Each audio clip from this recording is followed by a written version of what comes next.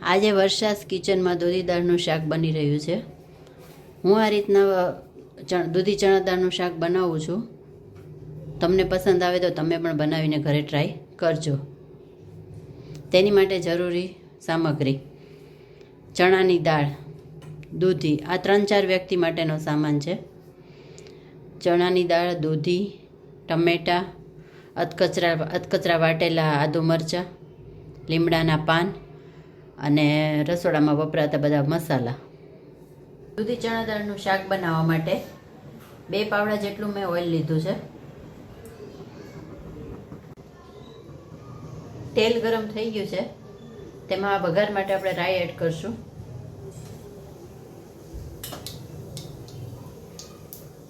જીરું, હિંગ, આદુ મરચાં અધકચરા વાટેલા હતા. રાઈ કકડી જાય એટલે તે એડ કરશું.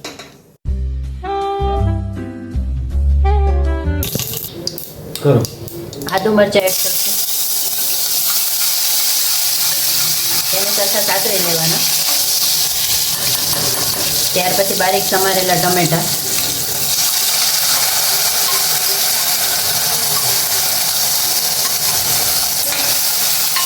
એ બધું સરખું સાતરી લેવાનું.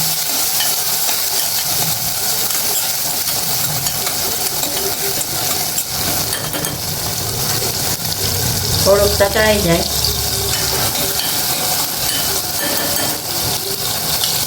એટલે 2-3 કલાક પલાળી દીધી હતી મેં ચણાની દાળ.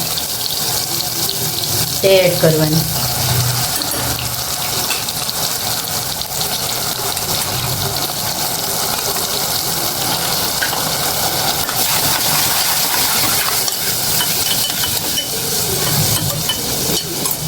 ચણાની દાળ સતળાઈ છે ત્યાં સુધી આપણે શાકમાં નાખવાના મસાલા તૈયાર કરી લઈશું.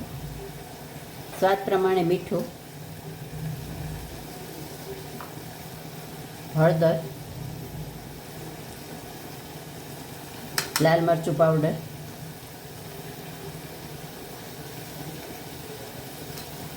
તમે જે રીતનું તીખું ખાતા હોય એ પ્રમાણે એડ કરવું. ધાણા જીરું પાવડર,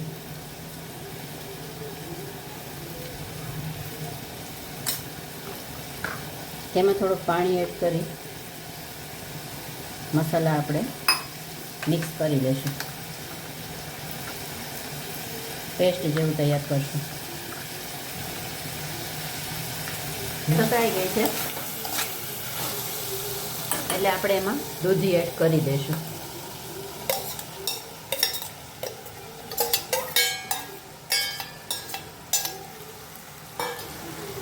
બધું બરાબર મિક્સ કરી દઈશું અને થોડી વાર એ પણ તતળાવા દઈશું.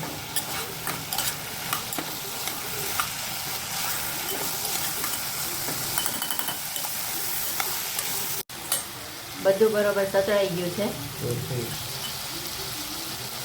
ત્યાર પછી આપણે જે મસાલાની પેસ્ટ તૈયાર કરી હતી એ તેમાં શાકમાં એડ કરી દઈશું.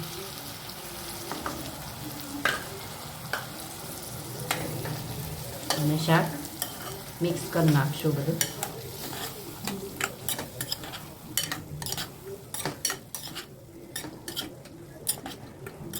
મસાલા શાકમાં સરખા મિક્સ થઈ ગયા છે.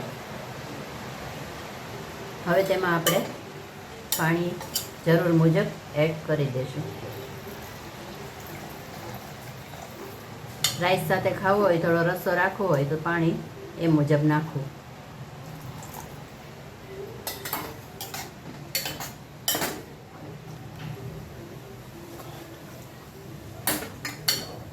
અને ગળપણ શાકમાં તમે જો ગળપણ નાખતા હો, હું નાખું છું થોડું, તો એ પ્રમાણે એડ કરવું.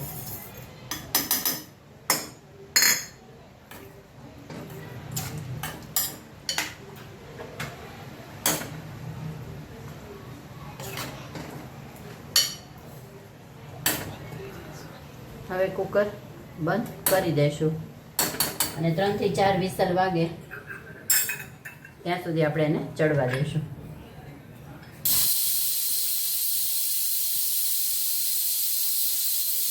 આપણે દૂધી ચણા દાળનું શાક રેડી થઈ ગયું છે. ખોલીને જોઈ લેશું એકવાર.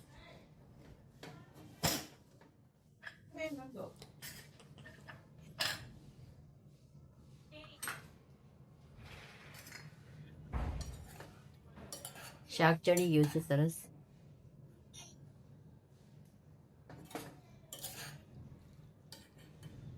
આપણે તેને કોથમીરથી ગાર્નિશ કરી દઈશું.